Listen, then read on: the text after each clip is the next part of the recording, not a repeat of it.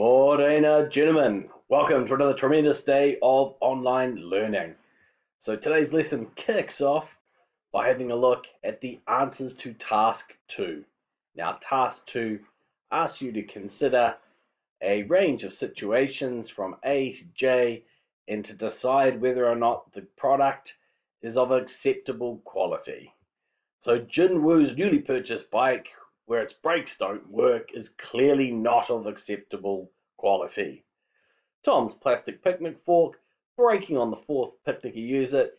Yes, this would be considered acceptable quality because of the disposable and non-durable nature of the picnic fork.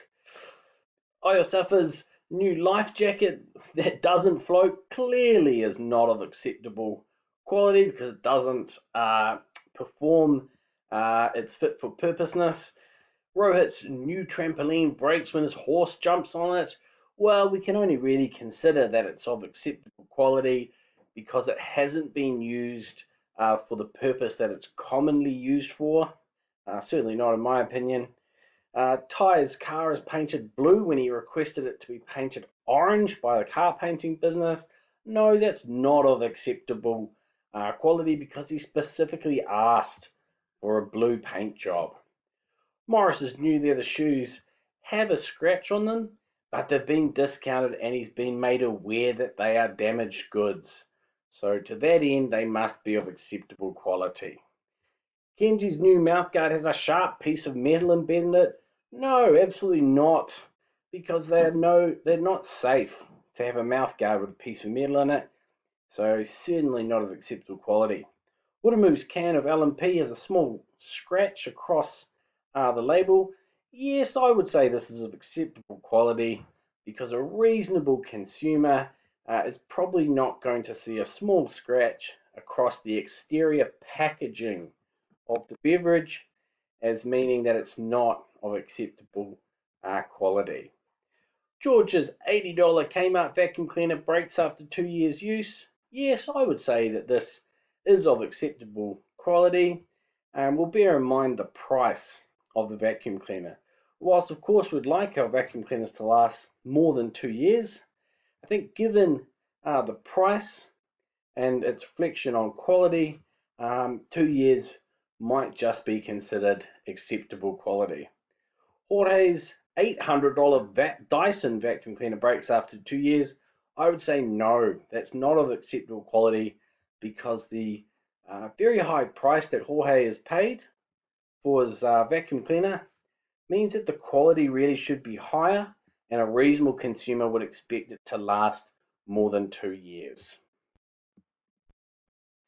Now we're going to read fit for purpose, and this is one of the criteria that we can measure a good on to determine whether or not it's of acceptable quality.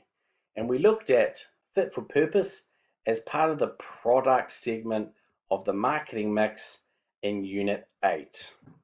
Now, a product is fit for purpose if it carries out what the consumer tells the business they intend to use the product for before purchasing the product and what the business says about the product. We've got a wee example there about Zahir looking to purchase a waterproof jacket, and so because he's told that to the shopkeeper, the jacket that he purchased must be waterproof or else it's not fit for purpose and of acceptable quality.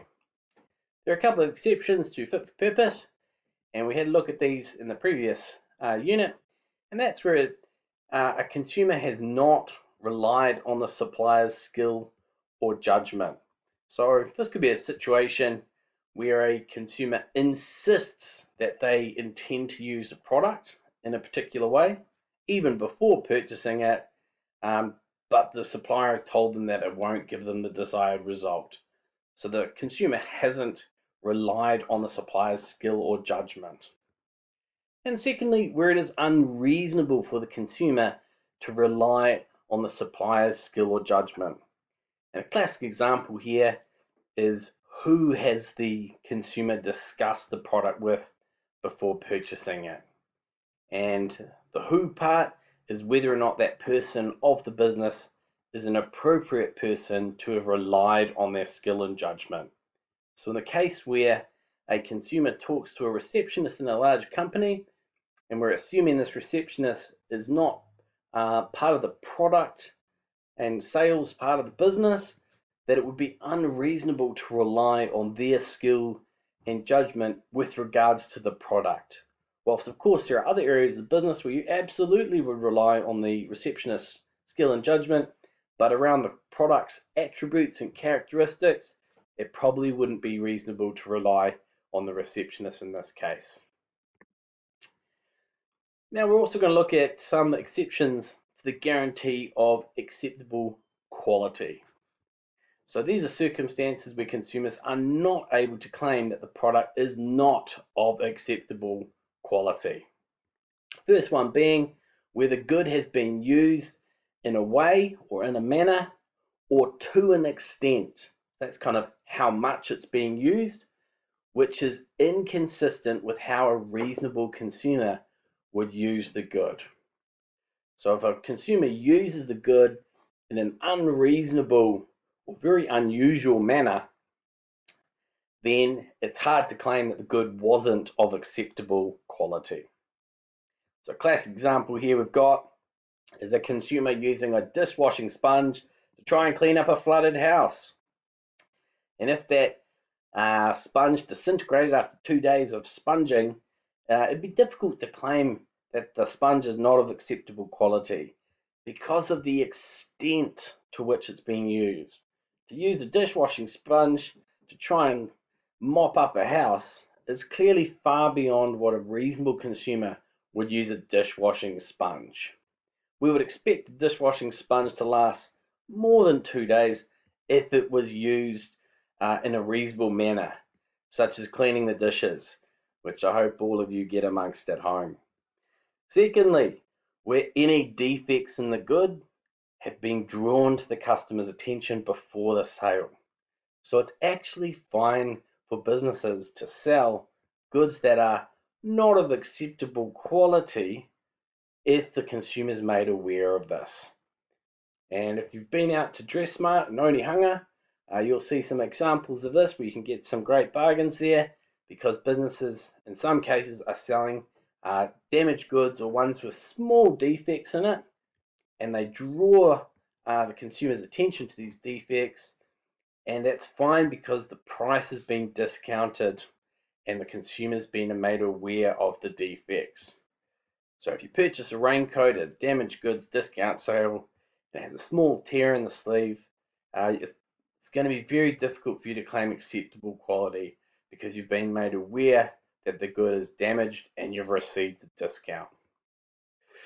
Another exception to the guarantee of acceptable quality is where the consumer has modified. So modified is changing the product, and this modification or change that the consumer has made to the product is what's caused it to fail. So staying on our raincoat example here, if I was to embroid, now embroid means I'm getting out my needle and thread and I'm stitching in a funky pattern or a cool designer pattern into my material. But if I was to do that to a raincoat and I penetrate the waterproof sealant on the raincoat's exterior, it's probably going to cause a leak. So if my embroidery or what I've done to the raincoat actually causes the leak, then I can't claim that the good's not of acceptable quality. Finally, where the consumer loses or breaks the product accidentally or willfully. So if I'm walking around the house with my laptop here and I trip over my cat and I drop the laptop and it breaks, I can't really go to Hewlett Packard and say, hey, this good's not of acceptable quality. Look, it's got a broken screen and doesn't turn on. They're going to ask me, well, what happened to it? And if I say, hey, I accidentally dropped it, the business is going to tell me, well, that's not our fault. We provided you with the good that was acceptable quality before you made the mistake. That's certainly a situation where the business cannot be held responsible for the product not working. Today's activities, guys. So we've got task 3 on page 5 of the workbook. So a couple of short paragraphs for you guys to write there, and also task 4 on page 6 of the workbook. A couple of final points, guys. So I've had a few questions about the Term 4 examination format. So I've responded to those emails individually, and just making clear that we're still putting together the examination. So we can't at this stage provide you with any specific detail over what's in the exam, its format and weightings to different topics, but I can tell you that the Term 4 exam can assess any of the content that's been taught this year in our course, right from Terms 1's work all the way through to what we are covering in Term 4. Now, given a bit of the spread that we have in teaching the course, which has come about because of online learning, it's possible that not all of Unit 6 is going to be assessed. So to that end, do not revise ahead of the course. So don't go right to the back of the workbook and start revising insurance, for example, ahead of where we are at in the course. Whilst of course we hope to get there in teaching the course, it's just at this stage we would not advise you to do that.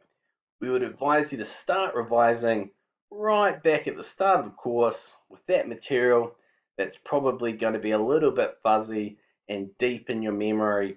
So by revising that Term 1 and Term 2 material, you're going to bring it back to the front of your mind and start refreshing yourself that way. And a final point, guys, the online learning checklist, which is the 9th one, believe it or not, is going to be uploaded shortly to our GrammarNet page. And so you're going to need to download, complete, and submit that through the due work function. All the best with today's class, guys, and have a tremendous weekend. Kia kaha.